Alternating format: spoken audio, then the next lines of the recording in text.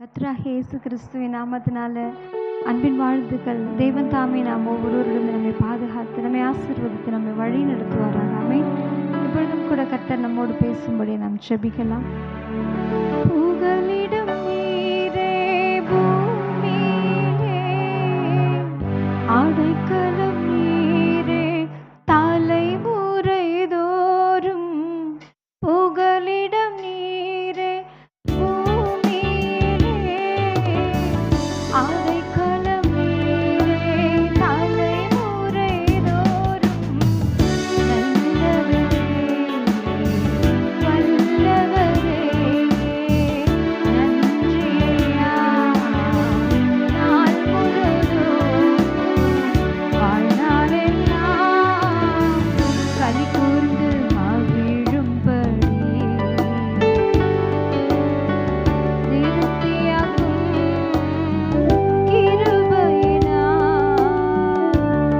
Jesus, daddy, இந்த நேரத்திலும் கூட எங்களோடு பேசுங்க. இயேசுவின் நாமத்தில் நாங்கள் ஜெபித்து ஜெயம் எடுக்கிறோம். ஜீவனுள்ள நல்ல பிதாவே, ஆமென் ஆமென். இப்பொழுதும் கர்த்தர் நம்மோடு பேச முடியாது. வெளிப்படுத்தல் 2ஆம் அதிகாரம் 7வது வசனம்.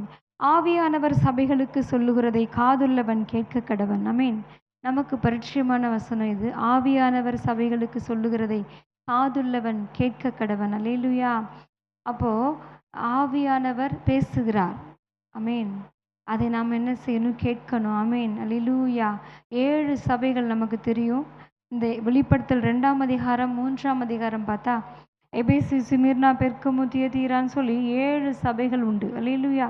இந்த 7 சபைகளையும் குறித்து கர்த்தர் சொல்லுகிறது. ஆவியானவர் சபைகளுக்கு சொல்லுகிறார். இந்த 7 சபைகள், இந்த 7 சபை தான், 7 சபைகளுக்குள்ள நம்மளும் இருக்கிறோம். ஆமென். அல்லேலூயா.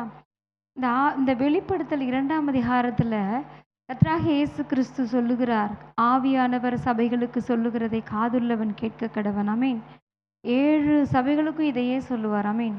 இப்போ 7ஆம் அதிகாரம் வெளிப்படுத்தல் 7:8லலாம் கண்டிப்பாக ரகசிய வருகை இருக்கும்னு நம்மளுடைய முன்னோர்கள் வேத அறிஞர்கள் சொல்கிறாங்க. ஆமென் ஆமென். அல்லேலூயா.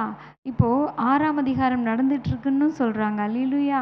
இது எதற்காக அப்படின்னா, நம்ம இந்த வெளிப்படுத்தல் 2ஆம் அதிகாரம் 3ஆம் அதிகாரத்தில் நம்ம 2 பார்க்க போகிறோம். 2 things we are going to learn about.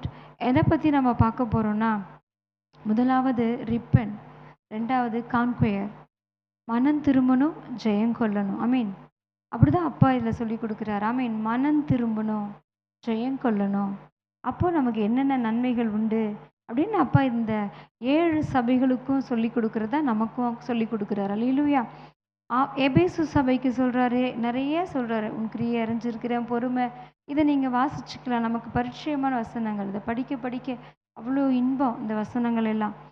அதுக்கு நான் 7 சபைகளில் குறைகளை மாத்திரம் நான் சொல்லுகிறேன். ஏன்னா அந்த குறைகள் ஒருவேளை நம்மக்கிட்ட இருந்தால் நம்ம அதை ரெக்டிஃபை பண்ணிடணும். ஏன்னா கர்த்தராகிய இயேசு கிறிஸ்து சொல்லுகிறார், இதோ நான் சீக்கிரமாக வரப்போகிறேன். ஆமீன். அதான் நம்ம பார்க்கலாம். ஒரு வசனம் பார்க்கலாமா?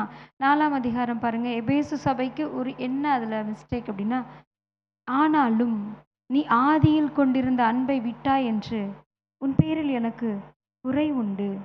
ஆகையால் நீ இன்ன நிலையிலிருந்து விழுந்தாய் என்பதை நினைவு கூர்ந்து மனம் திரும்பி ஆதியில் செய்த கிரியைகளை செய்வாயாக. இல்லாவிட்டால் நான் சீக்கிரமாய் உன்னிடத்தில் வந்து நீ மனம் திரும்பாத பட்சத்தில் ஆமென் உன் விளக்கு தண்டை அதனிடத்திலிருந்து நீக்கி விடுவேன். அல்லேலூயா. அதான் அப்பா சொல்ற, சீக்கிரமாய் இதோ நான் சீக்கிரம் வருகிறேன், அவனவன் கிரியைக்கு தக்க பலன் என்னோடு கூட வருகிறதுன்னு தான் அப்பா சொல்றாங்க. இது 2ஆம் அதிகாரம். இன்னும் சீக்கிரமா வரப்போகிறார் அப்பா. அல்லேலூயா. அதான் சொல்கிறாருங்க, நீ ஆதியில் இருந்த அன்பு இப்போ இருக்கா? நம்மை நாம் நிதானித்திருந்தால் நியாயம் தீர்க்கப்படும். ஆதியில் இருந்த அன்பு இப்போ இருந்துச்சுன்னா நம்ம கரெக்டாக இருக்கோம். நம்ம முடிந்த வரையும் பிரயாசப்படுறோம். அல்லேலூயா. இன்னும் மேலே தான் போகணும். ஆமென்.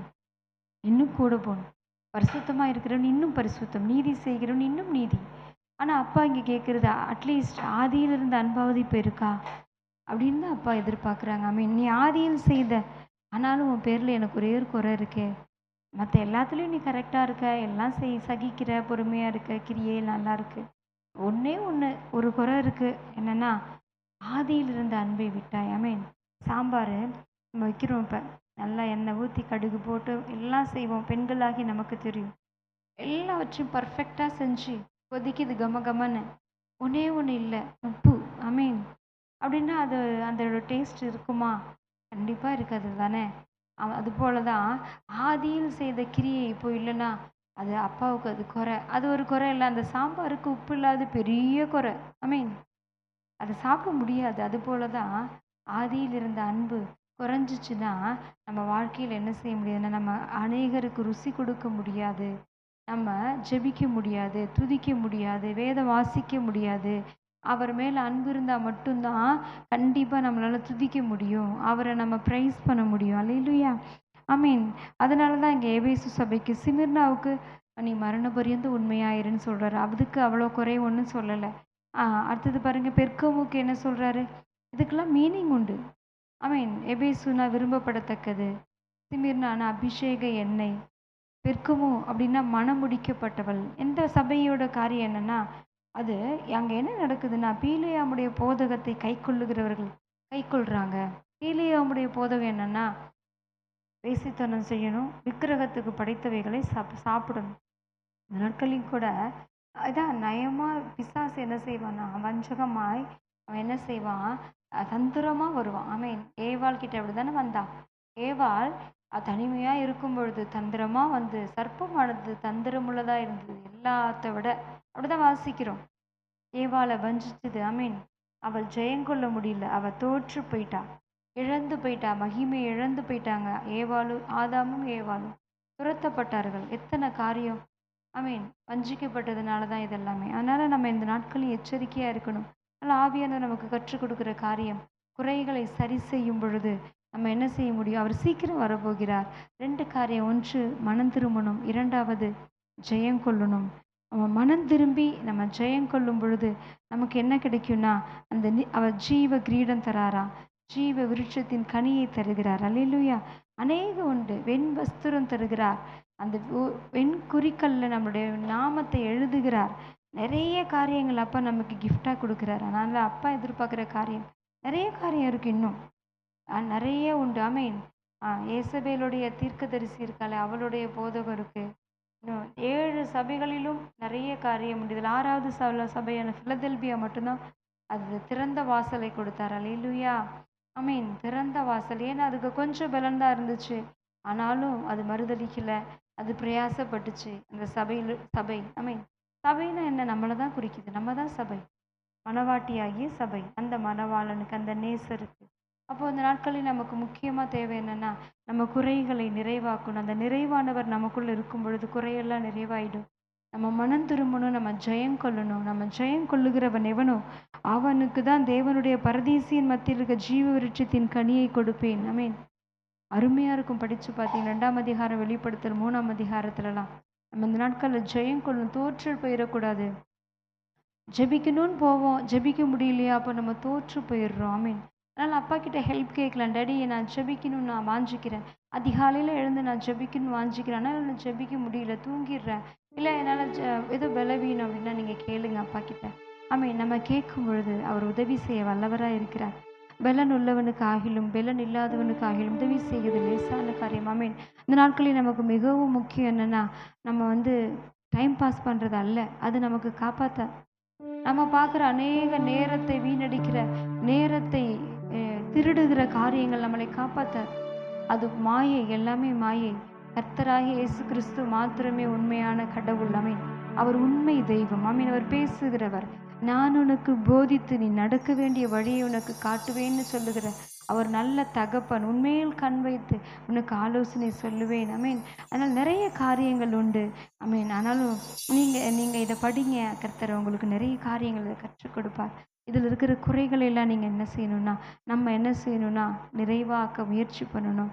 நம்ம குறையோ காணப்படக்கூடாது. அதான் அந்த நேபுகாத்நேச்சார் நம்ம தானியேலோட அந்த அதிகாரத்தில் வாசிக்கிறோம். மினே மினே தெக்கேலி உப்பாசிம், நீ தராசில நிறுக்கப்பட்டு குறைவுள்ளவனாக காணப்பட்டாய் அப்படின்ற நிலைமை நமக்கு வந்துடக்கூடாது. நம்ம நிறுத்து பார்ப்போம். நம்மளே நாமே நிதானித்தறிந்தால் நம் நியாயம் தீர்க்கப்படும். ஏன்னா நம்ம இருதயத்திலும் பெரியவர் அவர்.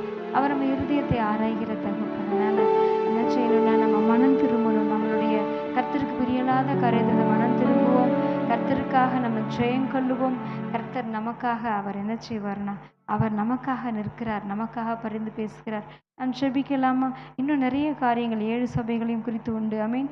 அல்லேலூயா. ஆமீன். அதனால இதையெல்லாம் நீங்களும் படிங்க, அதிகமாக வேதம் வாசிங்க. ஆமீன். கர்த்தர் உங்களோடு இடைப்படுவார். அல்லேலூயா. இப்பொழுது கூட நாம் ஜெபிக்கலாம். ஆமீன். ராஜா ஸ்தோத்தரிக்கிறோம் அப்பா, பரிசுத்தரே மே ஸ்தோத்தரிக்கிறோம் அப்பா, ஆண்டவரே மே ஸ்தோத்தரிக்கிறோம்.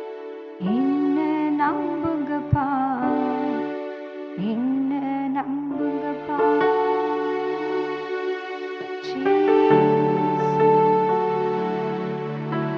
டேடி நாங்கள் உங்களுடைய கரத்தில் எங்களை ஒப்பு கொடுக்குறோம் ராஜா. நாங்கள் உங்கள் பிள்ளையா இருக்கணும்னு வாஞ்சிக்கிறோம், உங்களுக்கு பிரியமாக வாழணும்னு வாஞ்சிக்கிறோம்.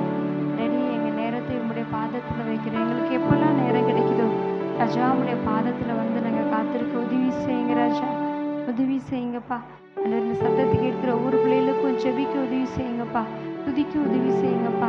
ஆனால் எங்கள் தேசம் அழிந்து கொண்டிருக்கிறதே ராஜா, எங்கள் தேசத்துக்காக திறப்பில் நிற்க எங்களை நீங்கள் ஜெப வீராங்கனையை, ஜெப வீரர்களை எழுப்புங்கப்பா, ஒரு சேனையை எங்களை எழுப்புங்கப்பா ஆண்டவரே. ஆனாலும் பாகாலுக்கு முத்தமிடாத மண்டியிடாத முழங்கால்களையும் அவனை முத்தம் செய்யாத உதடுகளையும் 7000 பேர் நான் இஸ்ரவேலில் மீதியாய் வைத்திருக்கிறேன் எருசலேமில்.